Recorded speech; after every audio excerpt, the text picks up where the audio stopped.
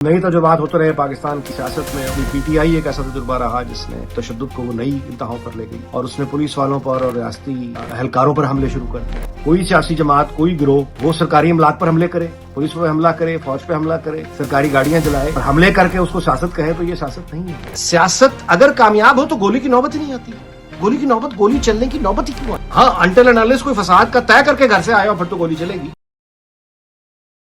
پاکستان میں الیکشنز کی ایک تاریخ ہے اور بدنصیبی سے وہ تاریخ کو بہت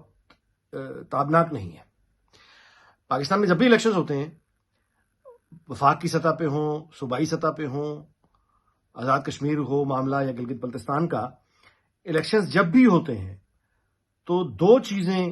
جو ہیں وہ بدنصیبی سے وہ پیچھا نہیں چھوڑتی. نمبر ایک، دھاندلی کا الزام. کبھی بھی کوئی شکست میں ماننے والا اپنی شکست کو تسلیم نہیں کرتا، دھاندلی کا الزام لگاتا ہے. وہ کونسلر کا الیکشن ہو، وہ ایم پی اے کا الیکشن ہو، وہ ایم این اے کا الیکشن ہو یا وہ کسی بڑے عہدے کا الیکشن ہو.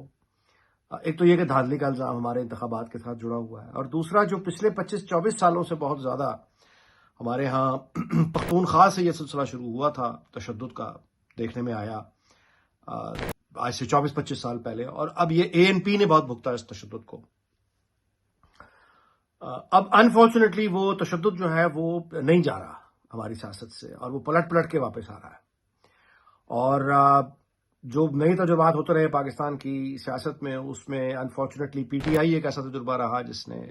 تشدد کو وہ نئی انتہاؤں پر لے گئی اور اس نے پولیس والوں پر اور ریاستی اہلکاروں پر حملے شروع کر دیے. تو اب جو الیکشنز ابھی حال میں آزاد کشمیر والا ہے، اس میں ایک تو دھاندلی کے الزامات ہیں، وہی، اس میں کوئی نئی بات نہیں، وہی دھاندلی کے الزامات ہیں، اس طرح کی مثالیں ہیں، وہی گفتگو ہے، وہی نون لیگ، وہی پیپلز پارٹی، وہی الزام کا جواب. یعنی یہ ہم ان 90 کی دہائی کے آغاز سے ہم یہ سب سنتے آ رہے ہیں جو ہم دوبارہ سے باتیں سن رہے ہیں. تو ایک تو یہ دھاندلی کے الزامات ہیں وہی جو سامنے آ رہے ہیں جو ہمیشہ ہر الیکشن کے بعد آتے ہیں، اور دوسرا ظاہر ہے وہ لا اینڈ آرڈر کے حوالے سے، فساد کے حوالے سے جو خبریں ہیں وہ پریشان کن خبریں ہیں. اچھا، اب اس میں ایک چیز جو بالکل یعنی ناقابل فہم ہے وہ یہ ہے کہ پاکستان کی جو بہترین کوشش ہے وہ یہ ہے کہ آزاد کشمیر، بھارت و بھارت کے ساتھ ساری لڑائی اور مقدمہ ہی کشمیر کا ہے، اور پورا ملک جو ہے وہ، پوری قوم یوں کہیے کہ کشمیر کے لیے 80 سال ہونے کو آئے ہیں. ہماری وہ مطالبہ ان کی حق خود ارادیت کا یا ان کی آزادی کا تو ہمارا ختم ہی نہیں ہو رہا. پاکستان کا تو پورا کیس ہی ہے انڈیا کے خلاف، اور تو ہمارا کوئی خاص جھگڑا نہیں ہے انڈیا کے ساتھ. کشمیر آپ بیچ میں نکال دیں، بھارت کے ساتھ ہمارا کیا رہ جاتا ہے معاملہ. تو پاکستان نے بہت زیادہ قیمت پے کی ہے کشمیر کے لیے، اور کشمیر میں ظاہر ہے کہ سہولیات بھی پاکستان سے زیادہ ہیں. مثال کے طور پہ بجلی کی قیمت ایک ایسی،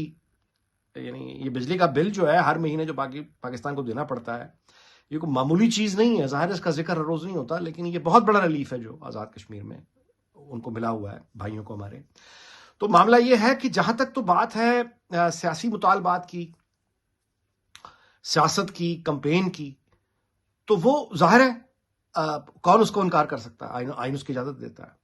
لیکن پتہ نہیں کیوں ہم جو بات سمجھ نہیں پاتے وہ یہ ہے کہ جب آپ تشدد کو اس میں لے کر آئیں گے، ریاستی اہلکاروں پر تشدد کر دیں گے، پولیس والوں پر تشدد ہو جائے گا،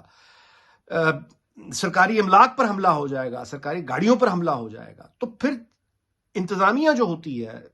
جو جہاں کی بھی ہوگی، وہ پر ریئیکٹ کرے گی. اگر پولیس والوں کو مثال کے طور پہ مار پڑ رہی ہے، ان کی ویڈیوز بن رہی ہیں اور سوشل میڈیا پہ وائرل ہوئی ہوئی ہیں کہ آزاد کشمیر میں پولیس والوں کو مار پڑ رہی ہے، لوگ مار رہے ہیں، یہ وائرل ہو رہی ہے، تو اب تو انتظامیہ اور پولیس وہاں موجود ہے، ظاہر ہے ان کے بھی تو کوئی پروسیس ہے نا، ان کے بھی تو کوئی اس دنیا میں رہنا، انہوں نے پھر جواب دینا. وہ ڈرے پہ آئیں گے کہ یہ تو لوگ مارتے ہیں، تو بجائے کہ وہ مار کھائیں، وہ پھر افسوسناک واقعات ہو جاتے ہیں. تو یہ بہت افسوسناک ہے. لا اینڈ آرڈر سچویشن جہاں بھی ہو، کوئی سیاسی جماعت، کوئی گروہ وہ سرکاری املاک پر حملے کرے، پولیس پہ حملہ کرے، فوج پہ حملہ کرے، سرکاری گاڑیاں جلائے اور حملے کر کے اس کو سیاست کہے تو یہ سیاست نہیں ہے. اور پاکستان خاص طور پہ پہلے ہی دہشت گردی میں پھنسا ہوا ملک، اوپر سے مزید اس طرح کے واقعات کبھی برداشت نہیں ہوں گے. سو یہ اب ہمارے جو بھائی ہیں کشمیر میں، آزاد کشمیر میں رہنے والے، یہ ان کو بھی غور کرنا ہے کہ ان کی ایک جائز، اگر دیکھیں نا سیاسی مطالبات ہیں ان کے، ممکن ہے بہت سی باتیں ان کی جائز ہوں، لیکن اگر اس میں غیر ملکی عنصر آ جائے گا تو وہ ہائی جیک کرے گا. اس میں ٹیررسٹ آئے گا تو وہ ہائی جیک کرے گا. یعنی جینوئن پولیٹیکل گریوینسز، جائز سیاسی مطالبات کے لیے ہونے والا پرامن احتجاج، جس سے کوئی منع نہیں کرتا، وہ احتجاج کا مقصد ختم ہو جاتا ہے جب اس احتجاج میں کوئی دہشت گرد آ کے شامل ہو جاتے ہیں، یا اس میں بیرونی عنصر آ کے شامل ہو جاتا ہے، فساد شامل ہوتا ہے، اسلحہ شامل ہوتا ہے، تشدد شامل ہوتا ہے، حملے شامل ہوتے ہیں، تو جائز سیاسی مطالبات بھی جو ہیں وہ ان کا نقصان ہو جاتا ہے۔ تو وہ تمام لوگ ہمارے جو جتنے بھی ظاہر ہے کہ احتجاج کرنے والے دوست ہیں، جن کو شکوہ ہے، گلہ ہے کسی بھی نظام سے، پورے پاکستان میں لوگوں کو شکوہ ہے، مطلب ہے مختلف، ہر کسی کو اپنے اپنے گلے شکوے ہر کوئی لے کے بیٹھا ہوتا ہے، لیکن اس کا جو مطلب ہے جدوجہد کرنے کا یہ طریقہ کہ تشدد پہ اتر آئے، اس کا پھر جواب آئے گا، اور جواب آئے گا تو وہ پھر یہی ہوگا۔ میں آپ سے گزارش کر رہا ہوں کہ ریاست جب تشدد کا جواب دیتی ہے پوری دنیا میں تو پھر وہ ایسے ہی دیتی،